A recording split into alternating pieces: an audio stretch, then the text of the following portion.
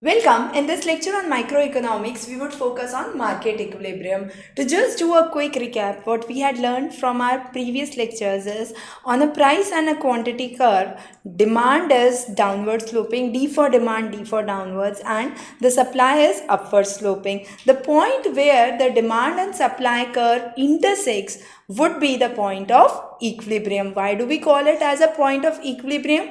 The simple reason is this is the point where the demand is equated by the supply.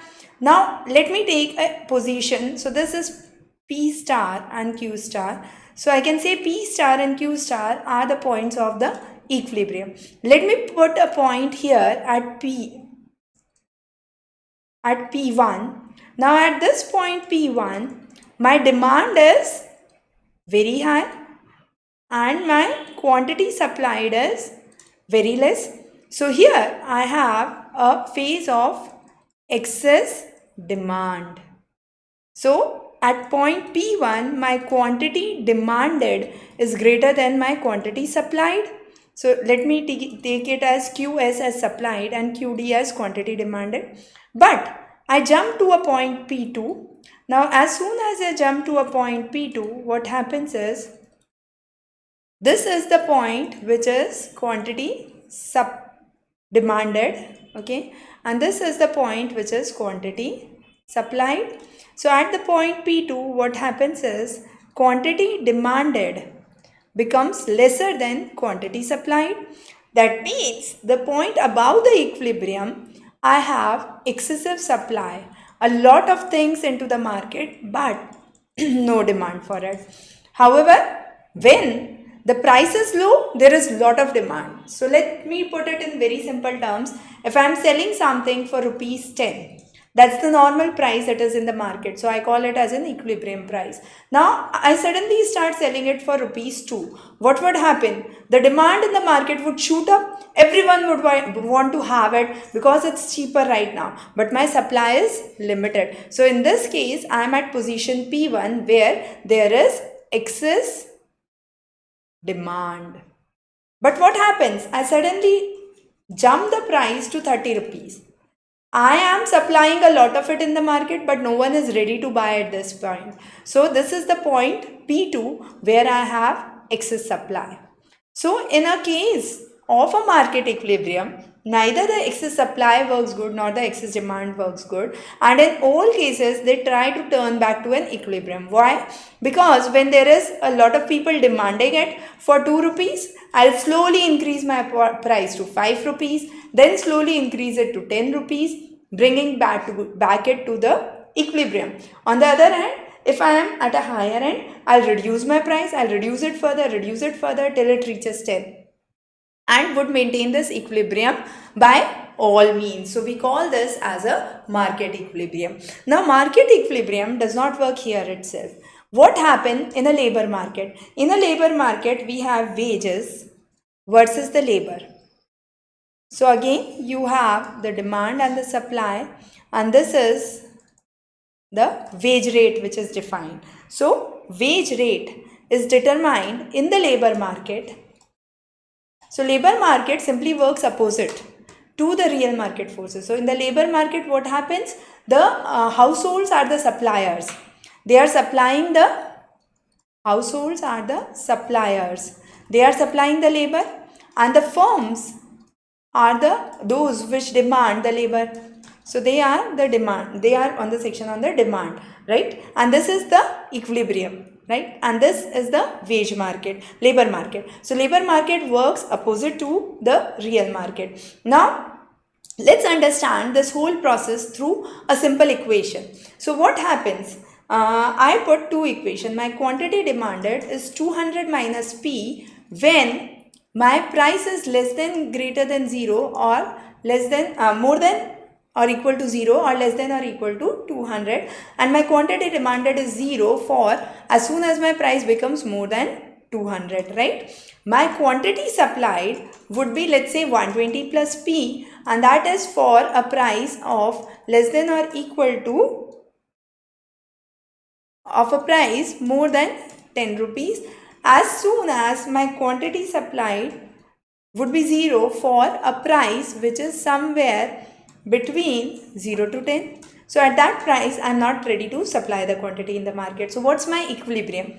My equilibrium is quantity supplied is equal to quantity demanded. So 120 plus P is equal to 200 minus P. So P is equal to 2P is equal to 80, P is equal to 40.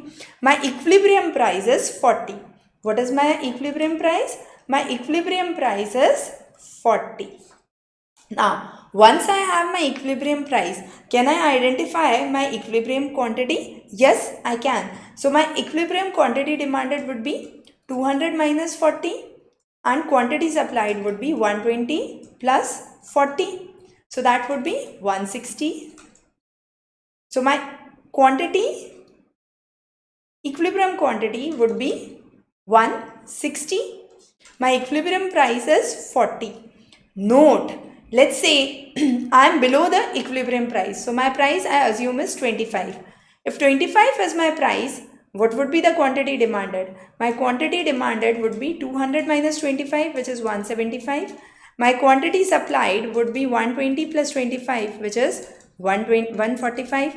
That means my quantity supplied is less than my quantity demanded. Clear? So again, a very important thing that you must keep into mind. Now again, since my quantity demanded is more, I am on a curve which is below the equilibrium position. Now note, all these curves we are drawing are when there are fixed number of firms in the market. Okay. We would talk about free entry of firms in the next section, but so far we are talking about fixed number of firms that exist into the market. Now, labor market we have already understood. We have already created a scene where we understand the labor market is important. So under the labor market, what is important? We have drawn a curve between wage and labor, and we have said that the households are the suppliers of the labor and the firms are those who demand the labor, and we focus on hours of workers or hours of wages, not number of workers. So our focus here won't be on the number of workers but on the hours of work which is given. Also with technology, we say the things improve. For example, Taj Mahal took decades to build. Skyscrapers are now built within days, so within months. So we have with technology improvement in the resources. With technology, we have more things that can be processed at a faster pace. So our extra output is generated, and we say that the marginal revenue of the product would be equal to the marginal revenue multiplied by the price, and this would be equal to the value of marginal product of labor. Okay, so my marginal revenue product of the labor would be equal to the value of the marginal product of the labor. Marginal product is the value which is derived from each additional unit of labor. That means either I pay each additional unit a higher amount or I hire a new labor onto the same price. How do I calculate and get a good balance out of it would be the basic calculation under the labor market. So as the wage rate would increase, what is the basic thing that we need? There is more opportunity cost. The opportunity cost for leisure would increase. As the wage rate would increase, people would be ready to spend more on leisure and the leisure would become costlier. That's one of the theories, right? The other theory we would say that with the wage rate increasing, the purchasing power of people would increase. Now, as the purchasing power of people would increase, they would spend more on leisure. So, another important thing, their expenditure on leisure would again increase. So, what happens is at low wage rate, what would happen at low wage rate? For the first effect would dominate the second effect. That means the supply would be more for labor. And when there is high wage rate, what would happen? The second effect would dominate the first and there would be the fact that supply is less for labor, because you have more spending power, which is ready to be explained. Now let's talk about the shift in the demand curve. So let's say this is my demand and this is my supply. This is the point of equilibrium E. Now I shift my demand curve to the right. As soon as I shift my demand curve to the right, this could be because of the increase in the consumer choice or the increase in the consumer behavior. My equilibrium shifts. So this was my original price and quantity, P0 and Q0. What is my new price and quantity? This is my new price and quantity. So it's P1 and Q1. My price has increased and so is my quantity. Clear? So this is what is the shift of the demand curve towards the right. Now let me shift the demand curve towards the left. So this was my original demand and supply curve. Now my demand curve shifts towards the left. As soon as my demand curve shifts towards the left, this was my original equilibrium E and E1. So E1 I had price P0 and Q0, and E1 is the P1 and Q1, right? So my price is increased and so is my quantity. Now this is happening with the demand curve shifting left. As soon as I draw a supply curve shifting, so this is demand and this is supply curve. My supply curve shifts towards left. So this is my supply curve shifting towards left. Now as soon as my supply curve shifts towards left, understand this very carefully. This was my P and Q0, right? This is my new equilibrium. So with new equilibrium, what would happen? My price would increase, but my quantity would reduce. Clear? Now, this is the shift of the supply towards the left. I shift the supply curve towards the right. So this is demand. This is supply. My supply curve shifts towards the right. So this is the shift in the supply curve. This was the original equilibrium, P0, Q0. Now is the shift here. So my price reduces, quantity increases. So here my price reduces, quantity increases. Here my price increases, quantity reduces. Here my price increases as well as the quantity increases. Price reduces as well as the quantity reduces. So when there is a shift in the demand curve, both shift in the same direction, but there is a shift in the supply curve, both shift in the opposite direction. Very, very important. Now, let me take a case of a consequent shift. That means both demand and supply shift together. So let's say this is my demand and this is my supply. Now, my demand shift towards the right. So this is my new demand curve. And my supply shift towards the right. So this is my new supply curve. Original equilibrium was E. New equilibrium is E0. So original was E0. New is E1. So this was the price and the quantity. And this is the quantity, right? So this equilibrium is above it. Now my price in this case could be same, could increase or decrease, but my quantity has definitely increased. This is when, so if I simply table it out, that demand, supply, price and quantity.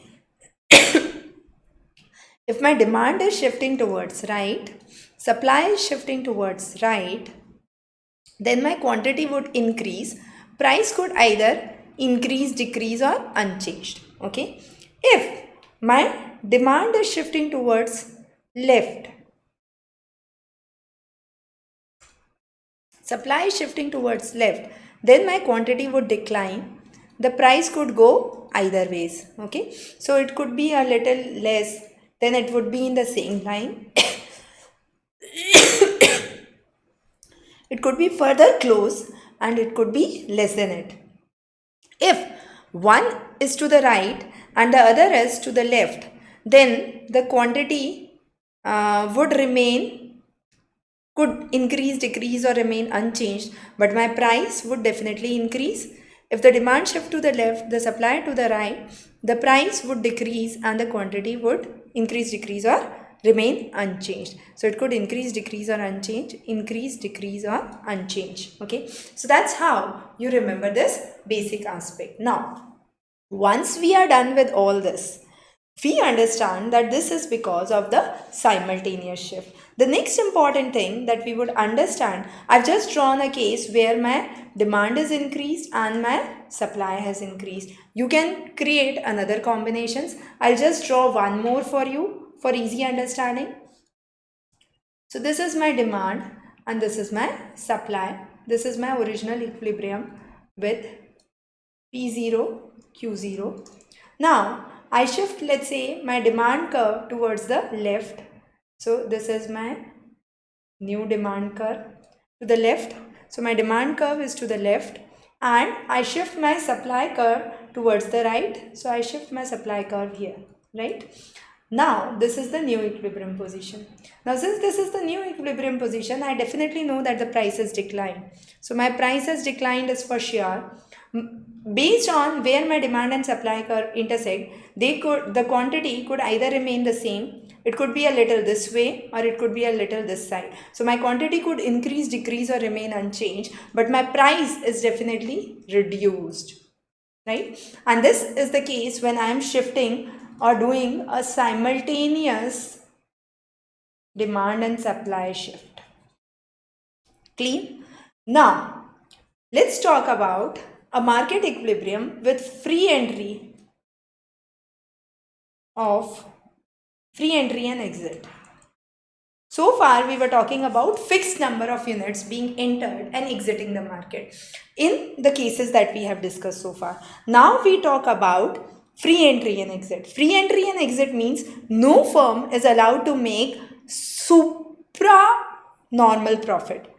Supranormal profit would be reduced to a normal profit because new firms would enter and some firms would have loss, so they would move out. So the loss cannot sustain and a normal profit would come back. By all means, there would be a normal profit that would be maintained. And this is where we explain that this is the demand curve. This is the case, and you have price is equal to minimum average cost. So this would be the price line with minimum average cost, and this would be the quantity demanded, right?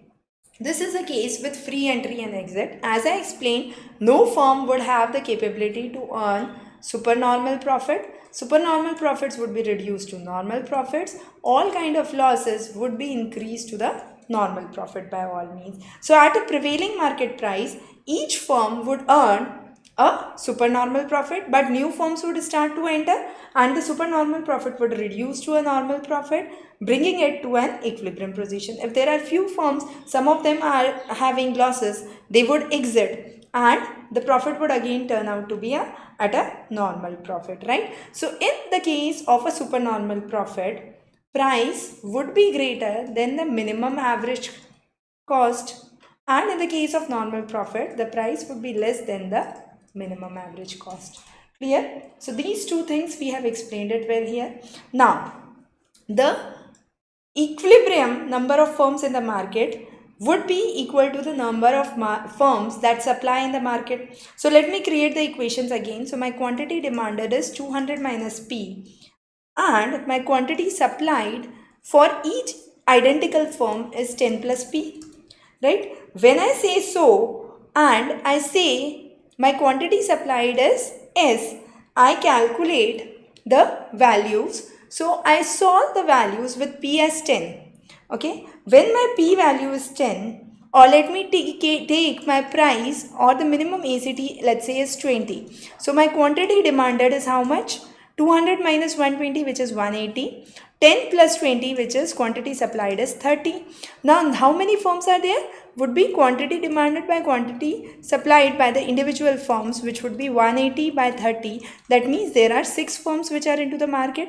The equilibrium price is 20 and the equilibrium quantity is How much? The equilibrium quantity is 180 because there are 6 firms each with 30. So 6 into 30, the total would be 180. So I have 180 as the equilibrium quantity. So that's my quantity demanded. My price, equilibrium price is 20, and then the number of firms which would be required would be 6 here.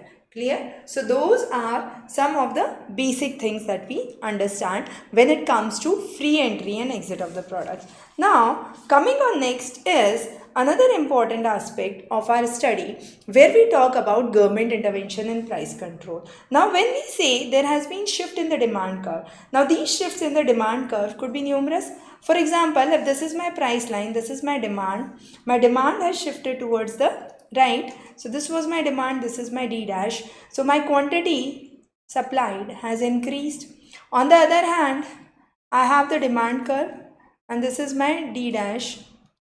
My quantity supplied has reduced. So this is my quantity supplied which is reduced. Now let's say in this case it was N2 and this case it was N0. So N2, the quantity which is the firm in the N2 is less than the firms in the N0 because there is less supply in the market. So I am reducing the profit margins. So due to the shift in the demand towards the left, what I am doing is my quantity supplied would reduce, my price would remain unchanged, but the number of firms would reduce in the market. So my number of firms would reduce, my quantity would reduce, and my demand would shift to the left. If my demand curve shift towards the right, my quantity demanded increases. As my quantity demanded increases, what would happen? The price would remain unchanged and the number of suppliers in the market would increase. Why do I say so? If you look back to the previous slide, we had seen that there are 6 suppliers. Okay. Now, when my demand is increased, these 6 suppliers would turn out to 8 suppliers. As soon as they become 8, that means the quantity would be more. So the quantity produced, the quantity output would be more. So my quantity would increase, the number of suppliers would increase, but my price would remain unchanged in this scenario. Now, government does play an important role in this. Government regulates the prices by 2 ways. One is what is known as price ceiling. The other is what is known as price flooring. Price ceiling is capping the maximum price. That means you cannot sell beyond this limit. So you have demand and supply. Now on this demand and supply, this is the equilibrium. I set a price ceiling below this. Okay. So this is my price ceiling below the equilibrium. However, my price flooring is above the given price, right? So my price flooring is above the given price, and therefore I say that it is above the given point, and that means that's the maximum point I can sell. I cannot sell at a price lower than the equilibrium. So price flooring is always above the point, price ceiling is always below it. Price flooring is for minimum support price for agriculture, ration shops, minimum wages, and price ceiling is where you say that the things cannot be sold beyond this. So there are 2 ways through which government can actually intervene. So this was about the market equilibrium. Hope you liked the session. Thanks for joining in.